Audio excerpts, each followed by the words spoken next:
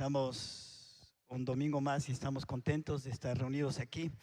Antes de tener la meditación de la palabra de Dios, pues quiero anunciarles que desde hoy los niños de 3 a 5 años van a salir con nuestra hermana Mónica Jurado. Hemos arreglado un aula grande para que los niños puedan estar espaciados. Tienen que llevar su mascarilla y tienen que llevar su propia botellita de agua si es que van a tomar agua. Si no, pues no pueden tomar agua, como ustedes saben, por las medidas de bioseguridad que tenemos. Y por otro lado, pues allá van a tener alcohol, las pinturas están desinfectadas con las que ellos van a trabajar. Así es que quien desee mandar a sus niños, si hay niños de 3 a 5 años, pueden mandarlos con nuestra hermana Mónica, así que pueden salir. Pero veo que no hay.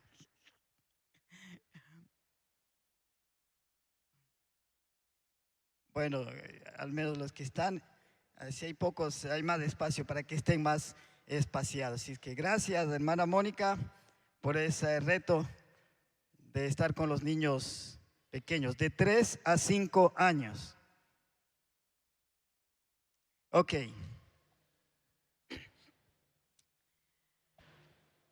La hermana Lourdes anunció que vamos a estudiar la carta de primera de Pedro.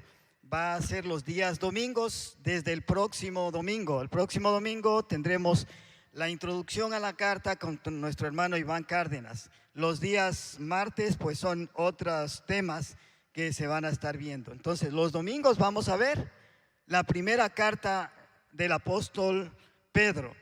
Así es que les animamos para que usted en sus casas esta semana pues vaya leyendo, para que vaya teniendo un poco más de conocimiento, de contexto, de qué es lo que vamos a estudiar.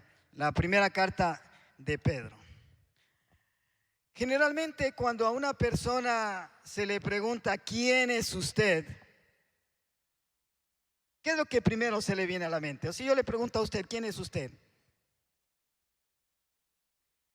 lo que primero se le viene a la mente a uno es el nombre, ¿no es cierto? Dice, si a mí me preguntan quién es usted, bueno, yo digo, lo que primero se me viene a la mente es mi nombre. Digo, bueno, yo soy Clever León. Cierto, vamos generalmente a responder con nuestro nombre, pero quizá alguno también responda con el trabajo que hace, ¿no? Dice, ¿quién es usted? Y alguien dice, bueno, yo soy carpintero, yo soy mecánico, no sé, yo soy agricultor o panadero, cualquier cosa. O que incluso otras personas responden con el grado académico que tienen, ¿no es cierto? ¿Quién es usted? Dice, yo soy ingeniero, dice, yo soy doctor o yo soy magíster, ¿no? Aunque no se identifica mucho en qué, ¿no?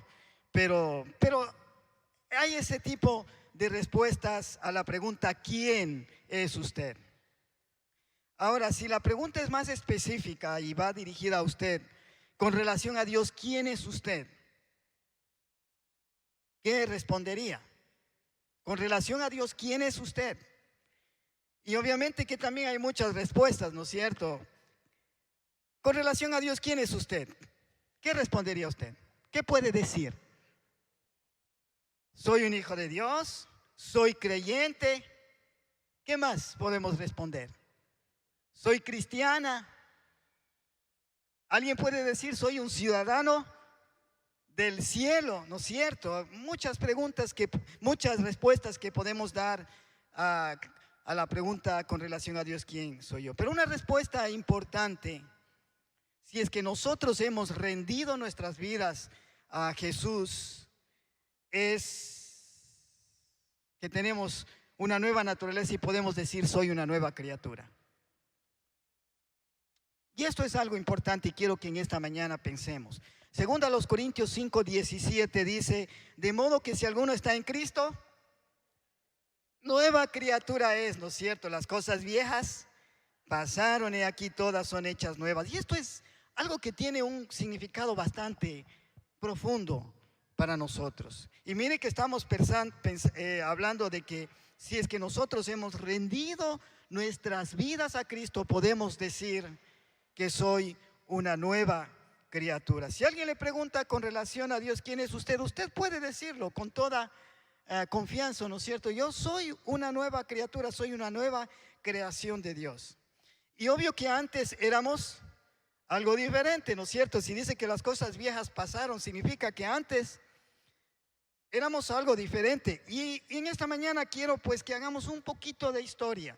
Quizá mucho de lo que vamos a hablar ya es conocido, pero quiero que hagamos un poquito de historia con relación a esto. Génesis 1, en el capítulo 1 nos habla acerca de la creación del hombre y la mujer. ¿Y cómo creó Dios al hombre? Dice la Biblia que lo creó a imagen y semejanza de él. El hombre cuando fue creado pues vivía sin pecado en el huerto del Edén. No había pecado en el corazón de él. Ellos tenían una inclinación natural a hacer lo bueno, no se inclinaban a hacer lo malo. Sin embargo, Dios había puesto en el corazón del hombre la capacidad de decidir, la opción de elegir, ¿no es cierto? Y por eso es que allí puso un árbol en el huerto del Edén y le dijo, ¿no es cierto?, de todos los árboles puedes comer, menos de este árbol. Era la capacidad o la opción de elegir que Dios estaba dando al hombre. ¿Por qué? Dios estaba buscando que el hombre le amara por voluntad propia. No quería imponerle el amor. Y la cosa es que Dios quiere que le amemos, no a la fuerza. Dios quiere que le amemos por voluntad propia. Dios deseaba que el hombre y la mujer eligieran por voluntad propia amarle. Quería tener una relación de amor, pero que naciera del corazón. Sabemos que Adán y Eva hicieron uso de esa capacidad que tenían de elegir. ¿Y qué eligieron? Eligieron rebelarse contra Dios. Y a raíz de eso sabemos todo lo que ha pasado en nuestro mundo y todo lo que está pasando. Ellos decidieron rebelarse contra Dios. Ellos decidieron pues dar la espalda a Dios y esto trajo el pecado al mundo. Hizo que el pecado fuera una parte natural de nuestras vidas. Todos nacemos con esa tendencia natural al pecado. Todos nacemos con esa inclinación a hacer lo malo, bajo la esclavitud del pecado. Y cuando tenemos que elegir, elegimos naturalmente el pecado. Y eso dice la Biblia que nos separa de Dios, ¿no es cierto? Por cuanto todos pecaron, están destituidos de la gloria de Dios. Esta es una situación trágica que toda la humanidad vive. Ahora, en el libro de Éxodo vemos nosotros en la revelación de Dios en la Biblia que Dios le dio leyes al pueblo de Israel. Y nos preguntamos, ¿para qué Dios le dio leyes al pueblo de Israel?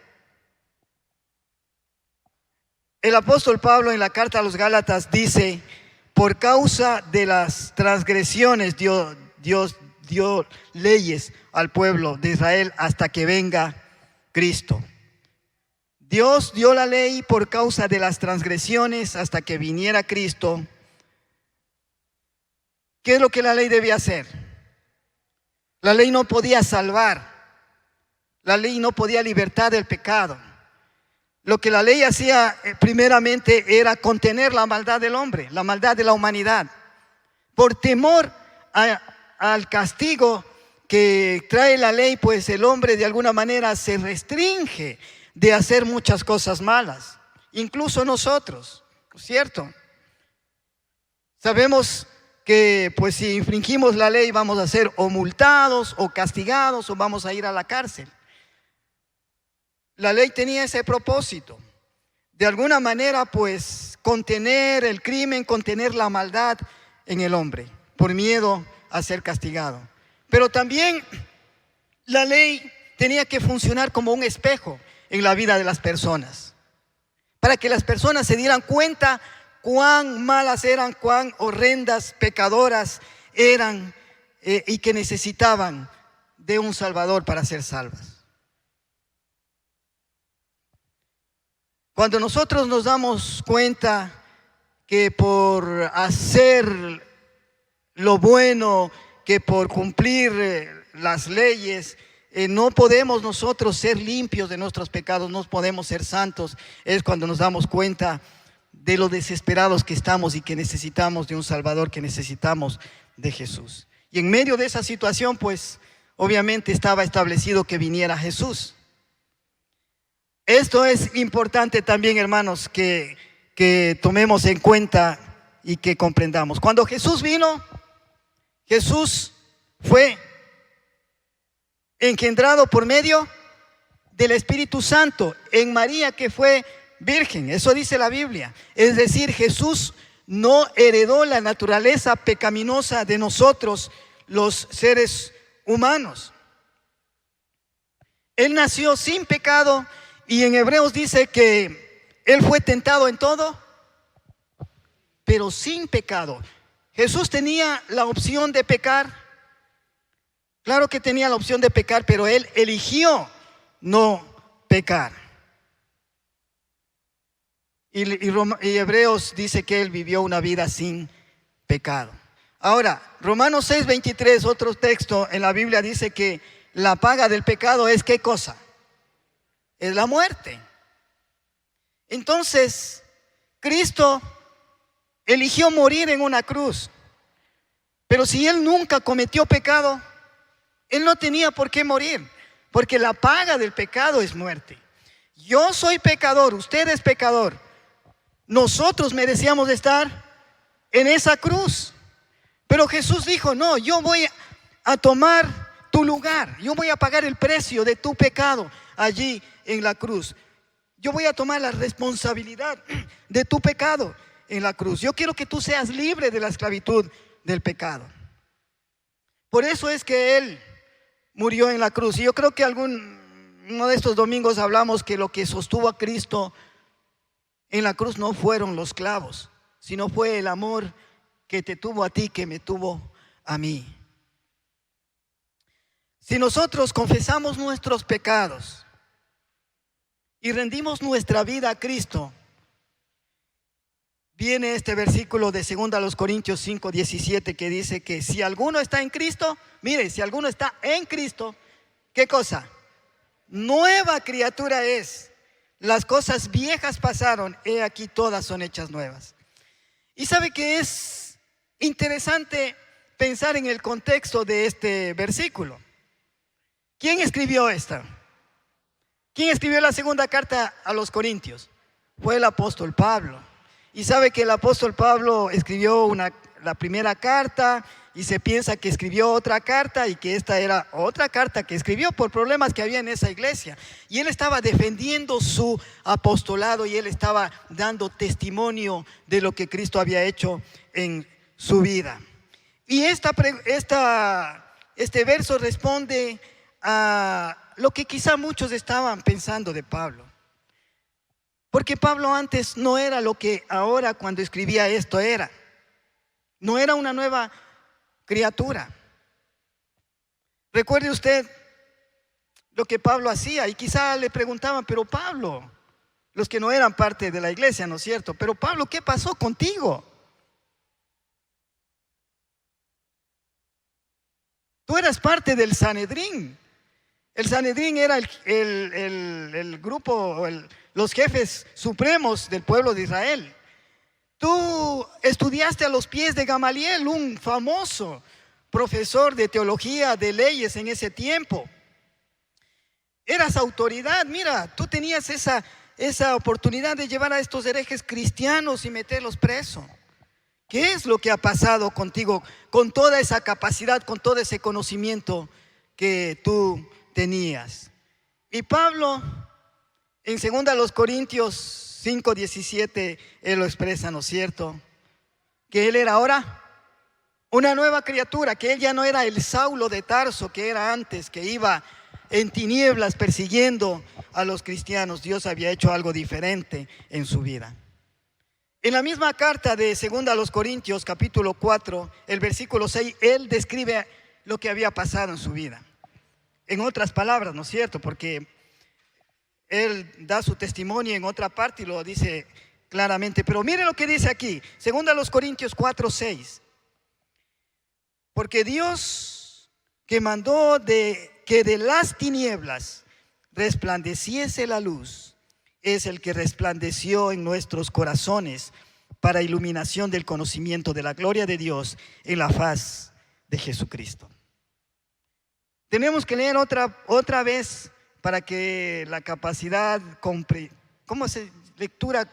lectura comprensiva se llama, ¿no es cierto? Leemos una vez, leemos otra vez y vamos a entender un poquito mejor y ver algunos aspectos de aquí. Dice, porque Dios que mandó que de las tinieblas resplandeciese la luz, es el que resplandeció en nuestros corazones para iluminación del conocimiento de la gloria de Dios en la faz de Jesucristo.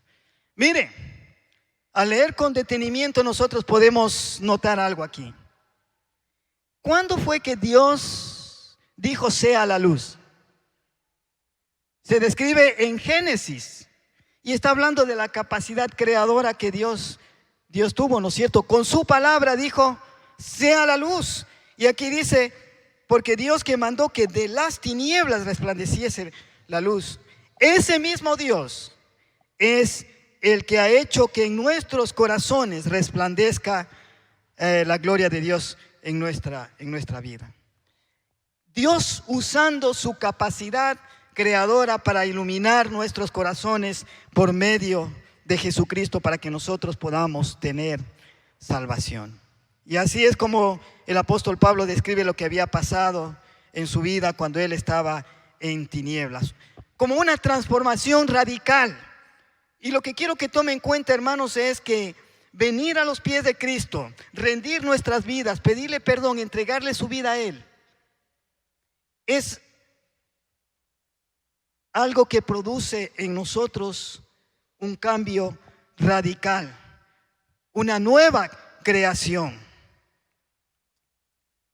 Y en otras partes, pues, el apóstol Pablo escribe ideas parecidas. Por ejemplo, mire, Gálatas 6:15, él dice, ya casi concluyendo la carta de Gálatas, dice, porque en Cristo Jesús ni la circuncisión vale nada, ni la incircuncisión, sino una nueva creación. Es algo increíble. Necesitamos ser creados de nuevo para ser transformados. Yo recuerdo cuando era joven, hace 35 años, yo deseaba cambiar mi vida y no podía. Y yo le comentaba a un pastor y decía, pero mira, yo trato y no puedo. Y le pido a Dios que me cambie y no puedo. Y él me decía, sigue metiendo carpeta, dice, sigue metiendo carpeta, me decía él. Pero yo no lograba entender lo que necesitaba en mi vida. Miren, resumiendo un poco esto de ser nueva criatura es ser una nueva creación, algo creado por Dios, un nuevo nacimiento. Eso es lo que dice la Biblia. No heredamos la nueva naturaleza. Por eso es que se dice que Dios no tiene nietos espirituales, sino solamente tiene hijos espirituales, porque no podemos heredar. No puedo heredar a mis hijos la nueva naturaleza. Ellos tienen que tener ese encuentro con Jesús para ser transformados, para ser cambiados. Tampoco es que nuestra vieja naturaleza fue reparada, ¿no es cierto?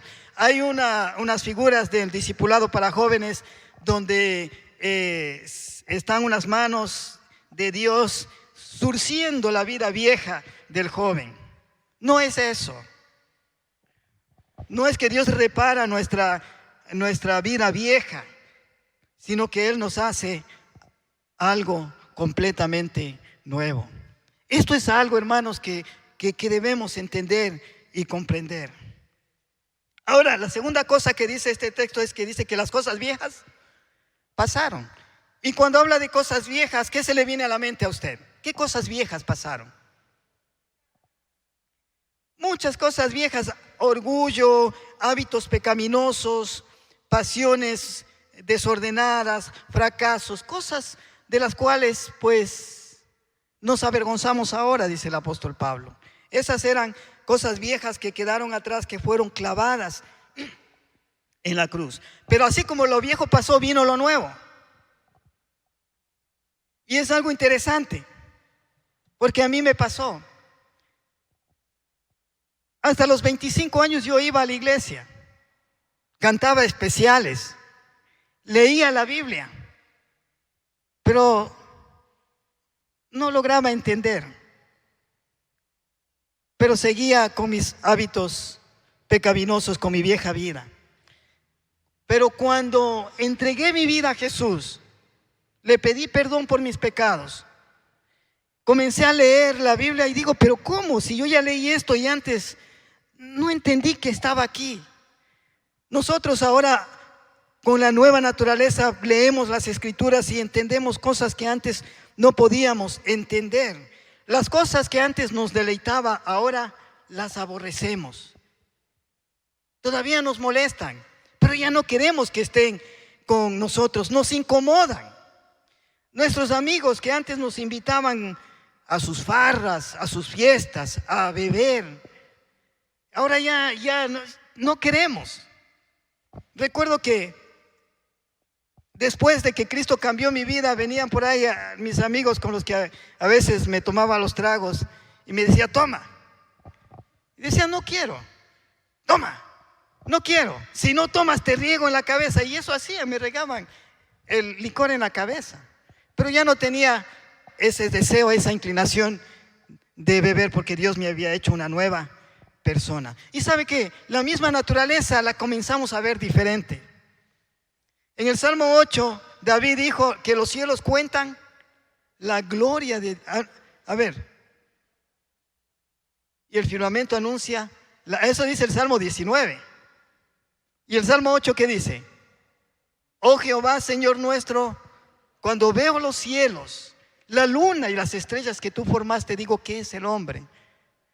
Para que tengas memoria. La creación nos parece algo diferente y vemos cómo refleja la gloria de Dios. Aún nuestros sentimientos a nuestros familiares, a nuestros amigos cambian. Antes quizá estábamos ahí predispuestos para decir, mira, Acolita, me tengo ganas de pegarme unos tragos. Y el otro decía, vamos, dice. Ahora no, ahora queremos más bien que esas personas sean también transformadas. Les amamos y no queremos que esas personas sean condenadas. Queremos que ahora ellos experimenten lo que nosotros experimentamos. Tenemos una nueva compasión hacia el prójimo. Este día jueves estuvieron aquí una parejita, jóvenes. Me enteré que ella tenía 23 años. ¿Y sabe cómo estaban aquí esa pareja? Estaban drogadas, estaban borrachas. Pedían comida. Una hermana se le acercó a la chica para conversar. Y la chica estaba embarazada. Y le habló de Cristo. Y cuando yo salí de la iglesia, yo le encontré a la muchacha y al muchacho sentados aquí en esta esquina donde hay este restaurante, llorando a la muchacha. Llorando. Porque entendía que su situación era tan difícil, tan grave. ¿Qué fue lo que a esta hermana le motivó a acercarse a hablarles de Cristo? La nueva compasión que Dios ha puesto en nosotros.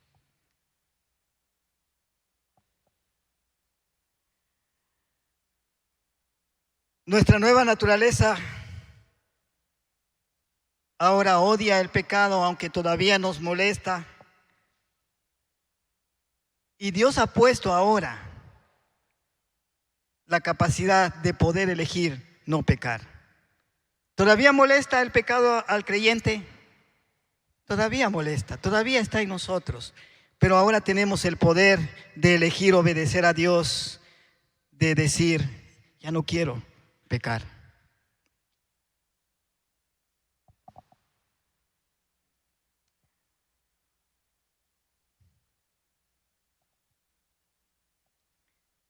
Yo quiero que evaluemos nuestras vidas en esta mañana.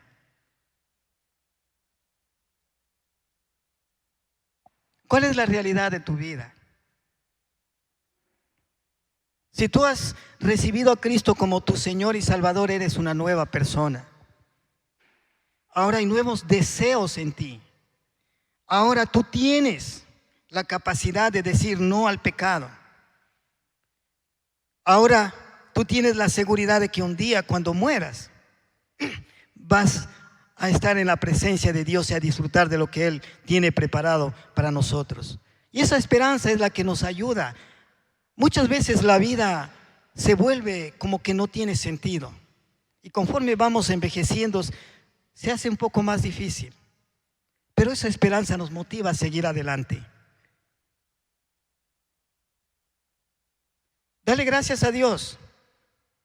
Si tú sientes que en tu vida ahora esa nueva naturaleza está y tú puedes disfrutar de ella. Pero si tú sientes que aunque vienes a la iglesia, que aunque cantas, que aunque quizá eres parte de un hogar cristiano, aunque lees la Biblia, tú sientes que todavía sigues en tu misma vida de pecado de antes, es porque necesitas hacer un pare. ¿Sabe? Cuando yo tuve 25 años, me senté en una silla y me puse a llorar y dije, Dios, hasta ahora yo he querido tener el control de mi vida. Pensaba que podía controlar mi vida. Y cuando uno vive bajo la tutela de los padres, uno trata de tener un comportamiento adecuado por no avergonzar a los padres. Pero cuando uno se siente libre y no está bajo ya la tutela de los padres, uno piensa que, esto es lo que quiero. Y uno comienza, ¿no es cierto?, a hacer todo lo que quizá antes no hacía. Y es cuando uno se siente que llega al fondo y dice, no quería esto. Me senté en una silla y dije, Dios, perdóname por mis pecados, me arrepiento de mis pecados. Quiero que tú vengas a vivir en mi corazón y quiero que ahora tú seas quien controle mi pecado, mi vida. Y Dios hizo eso. Dios transformó mi vida. Todavía este cuerpo, aunque está viejo, todavía tiene sus luchas. Pero gracias a Dios que el Espíritu Santo obra en mí y puedo decir no. Yo quiero agradar a Dios y quiero obedecerle. Si todavía no le has hecho que Cristo transforme su vida y sea para que tú puedas ser una nueva persona, pues yo te invito para que lo hagas. Quizá muchos están luchando como yo. Yo recuerdo, trabajaba en el Coca un mes y venía a la casa. Y cuando me iba de aquí, me iba como espiritualmente renovado, fuerte, y decía, ahora sí, nunca más voy a hacer lo mismo. Llegaba y otra vez lo mismo.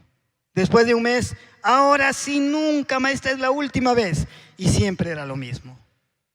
Pero llegó el día cuando en verdad fue la última vez, en mi caso, que me pegué la borrachera y la última vez de muchas cosas malas que hice, porque Dios transformó mi vida. Ese mismo poder, yo sé que en la vida de muchos que están aquí ha actuado y lo puede hacer. Yo quiero que ores conmigo y le pidas a Cristo que en verdad transforme tu vida, porque solamente una nueva creación te puede ayudar. Oremos. Señor Jesús, yo sé que muchos de los que están aquí, algunos de los que están aquí, luchan en sus vidas. Quieren ser cambiados, quieren ser transformados. Señor Jesús, yo pido que usted entre en el corazón de ellos y que ellos puedan tener esa nueva vida que usted nos ha dado a muchos de los que estamos aquí. Ore conmigo. Señor Jesús, me arrepiento de todos mis pecados, de toda mi mala vida. Hasta ahora he tratado y he luchado con estas cosas con mis propias fuerzas, tratando de cambiar, pero no puedo. Necesito de ti. Quiero que perdones mis pecados. Te entrego mi vida. Quiero que tú seas mi Salvador y quiero que me hagas una nueva persona como solamente tú puedes hacerlo. Te recibo en mi corazón como mi Señor y como mi Salvador. Si usted ya es una nueva criatura, ore conmigo y dele gracias a Dios. Yo te doy gracias, Señor, porque usted me ha hecho una nueva persona. Señor, en mi carne, en mi cuerpo todavía lucho con el pecado, todavía me molesta, pero lo aborrezco, Señor. Y quiero que cada día en mí se fortalezca tu espíritu para que pueda ser esa clase de persona que tú quieres que sea, que pueda vencer el pecado en mi vida, que pueda honrarte con mis palabras, con mis pensamientos, con mis acciones, que mi carácter sea transformado como tú quieres, Señor. Que en mi corazón haya ese deseo profundo de leer tu palabra, para que tu palabra vaya transformando mi vida, para que vaya llenando mi corazón. Eso pido. Y pido que usted bendiga a esta iglesia, Señor, y usted nos haga una iglesia pura, santa, limpia. Dice su palabra que usted viene por una iglesia sin mancha ni arruga. Y eso, Señor, es solo con su poder. Gracias le damos. Guárdenos, Señor, de las artimañas del enemigo que tratará de hacernos caer. Guárdenos de nuestra propia carne que muchas veces, Señor, quiere hacernos caer y nos molesta. Guárdenos, Señor. Nos ponemos en sus manos y queremos amarle con todo nuestro corazón, por voluntad propia, Señor. Gracias en el nombre de Jesús. Amén.